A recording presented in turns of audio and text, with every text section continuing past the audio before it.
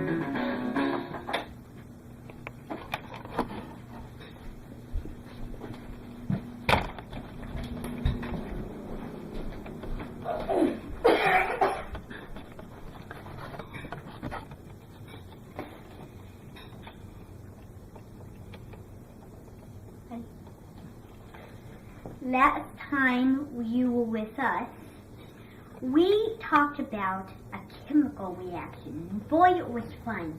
With the baking powder, it created a sizzling meal. It was fun. I think that's going to be my favorite. But today we're talking about the body. Well, we're talking about the food you eat and what's called digestion. So these 6 posters that are hanging up on the wall for display for an exhibition, the exhibition is today, are going to be the steps for digestion, which I'm going to read them to you. So we're going to start by reading the posters. Chewing. Digestion begins as soon as you put food in your mouth. Your teeth and saliva break down the food as you chew.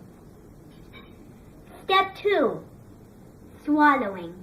When you swallow, food enters your esophagus, which is connected to your stomach. Once the food is in your esophagus, it moves the food toward your stomach. Stomach digestion. Food enters your stomach. As you continue eating, it is mixed with gastric acid and other digestive juices which continue to break the food down. Small intestine digestion. Your food is digested more in your small intestine. It produces digestive juices and enzymes. Enzymes, thank you.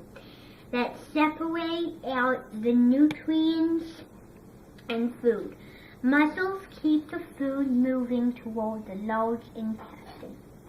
Large intestine, the food which has been broken down is ready to be absorbed through the large intestine and goes into your bloodstream. Waste elimination. Waste protects from digestion that are not absorbed move through the colon. Waste protects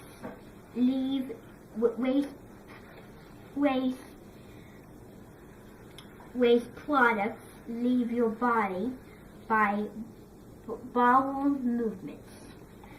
Now, some of the words on these posters are kind of difficult. That's why you saw me struggling.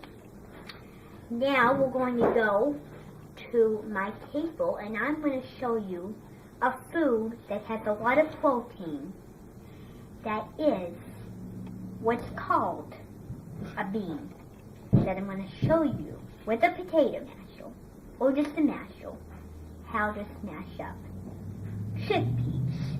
Come this way.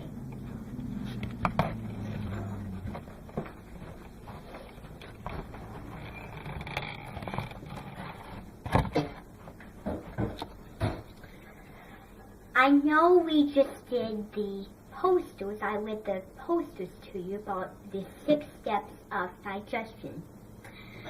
Now, I told you we were going to do chickpeas, and here they are.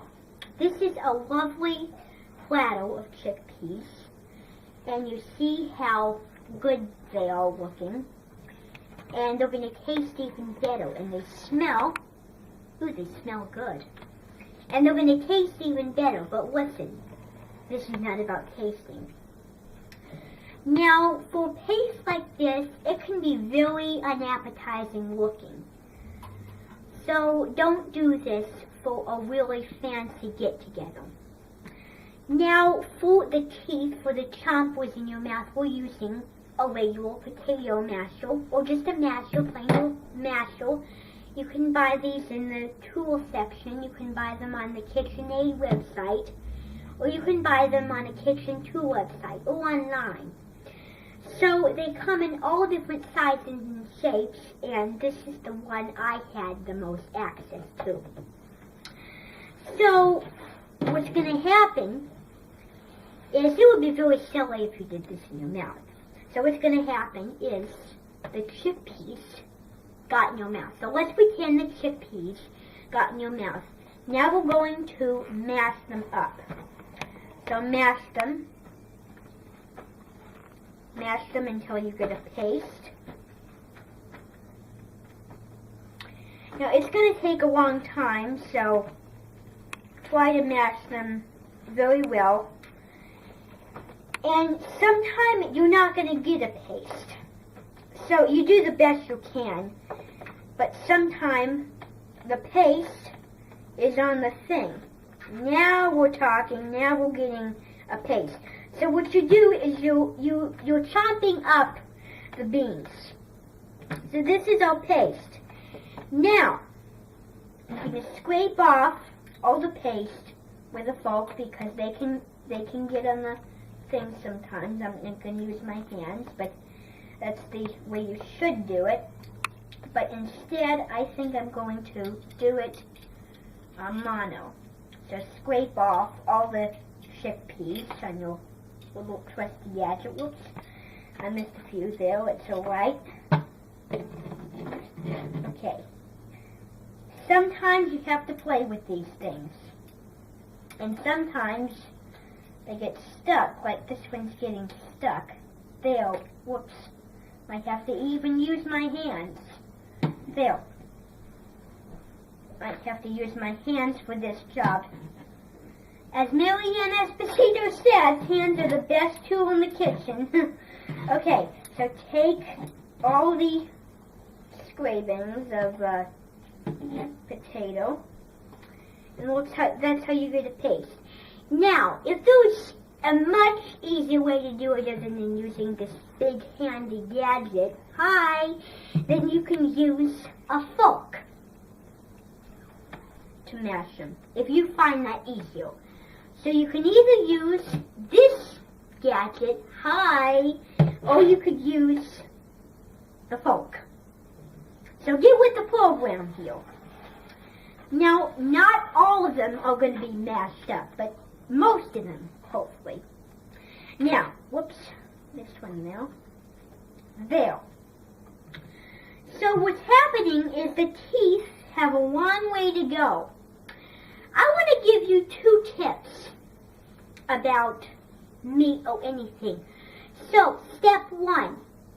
The reason why you chew the food before you swallow them is because for very big bites, except for liquid, we don't have any today, but for very big bites except for liquid, you need to swallow them. You need to chomp them. Because if you just swallow them, like whole, in padella, whole, then what you do is they don't go down. So that's why you have to chew it. Not why you're going to get the meal over with, but you know what I mean.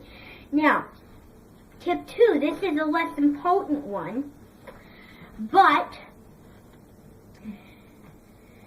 when you're cutting meats, maybe babies are picky eaters. And so when you cut meats, make sure you cut them small, like for roast beef, because it'll make an unappetizing spit, which will ruin most everybody's meal at the table. But for people that are not there, they do not hear it or see it. So it's more unappetizing to see than to hear. Who agrees? Now, we're going to mash them up. Ooh, look at that. That looks good. Now, this is your mashed beans. If you're making like a bean burrito, this would be really good. Really good indeed. So that is our episode today about digestion. I hope you enjoyed the first 3 episodes of the Science Experiment Show. This episode, fortunately, is on YouTube. And to learn more information, if you want, you can go to the website, which it also is available. And until I see you next time, this is Everett Cody. Wound.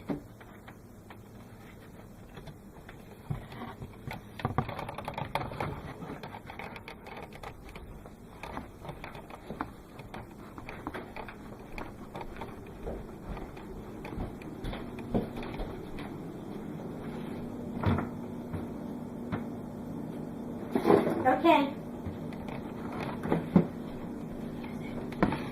Use it.